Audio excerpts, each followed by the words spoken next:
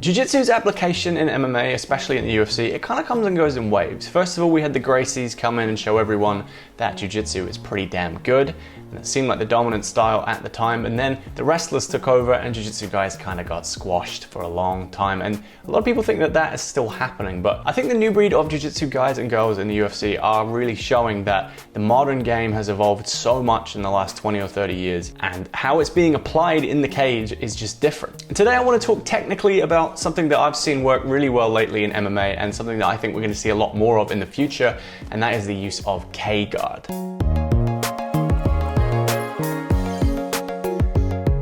So first, a little bit of a backstory on K-guard. It was invented either by Neil Melanson or his coach, Caro Parisian, back in the day, and they called it K-control. But if you watch Jiu-Jitsu more in the 2020s rather than in the early 2000s, you probably know Lachlan Giles as the guy who's really kind of popularized it at a high level. I'd say nowadays there's definitely two kind of distinct types of K-guard. The first one we're going to call pre-K, and that's definitely used more as an attack on the upper body as well as a really good sort of knee shield position. And it's easy to transition between this and closed guard pretty quickly. And then of course you just have the full K-guard or the deep K, the kind that Lachlan likes to use, which is way more of an inversion, almost 180 degrees, and is more of a direct attack on the legs. Before we get into MMA, let's have a look at how these are being used in modern Jiu-Jitsu. First up, let's take a look at Jacob Couch. He used this extensively in his recent trials run. In the first round here, we can see him going from closed guard. Once his opponent bases up, Jacob underhooks the leg, creates the angle, and gets into that pre-K, that shallow guard. Locks a triangle over the top. It's almost a triangle. It's kind of like a really loose triangle, just the feet connected, but he can use it to create a pendulum and start looking for flower sweeps, pendulum sweeps, or an armbar. He does end up getting a pendulum sweep here and go to the mount.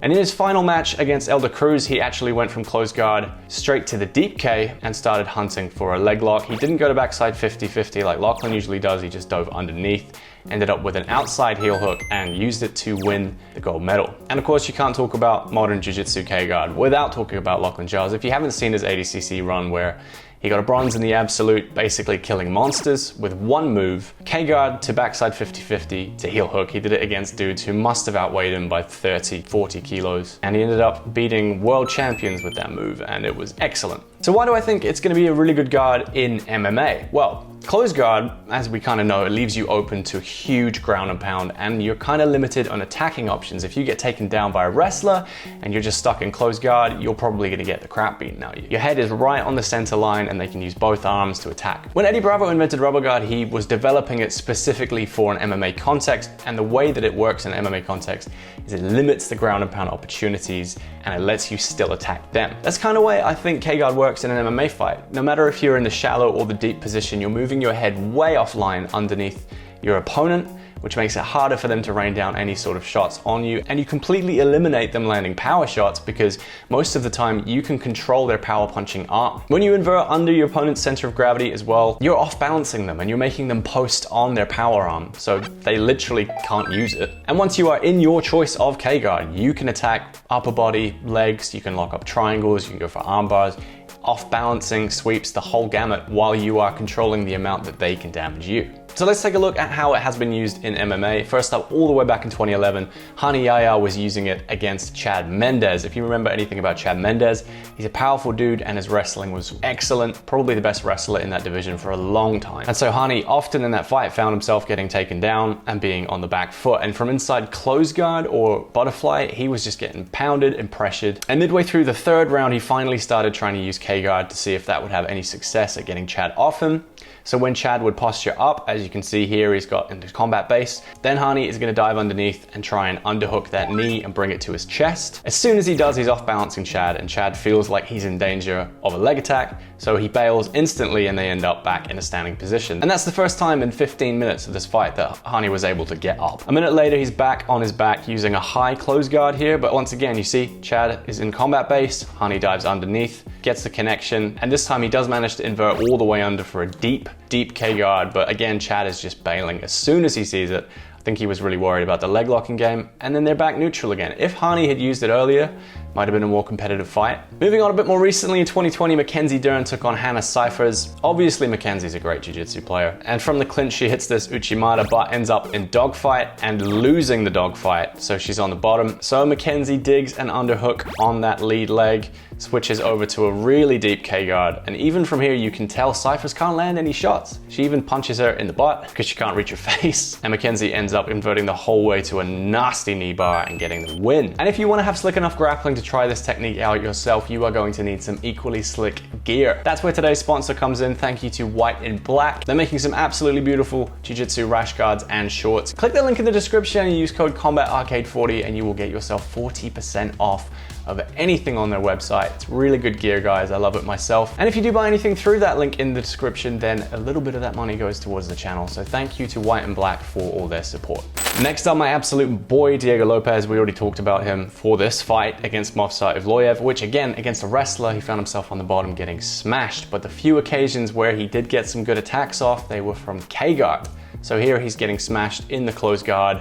And as soon as he notices any sort of posturing up for strikes, he's diving under for that underhook on the leg. And here he locks up that wrong side triangle, which is a really good position because now Evloev's right hand is locked behind Diego's leg. He can't use it to strike.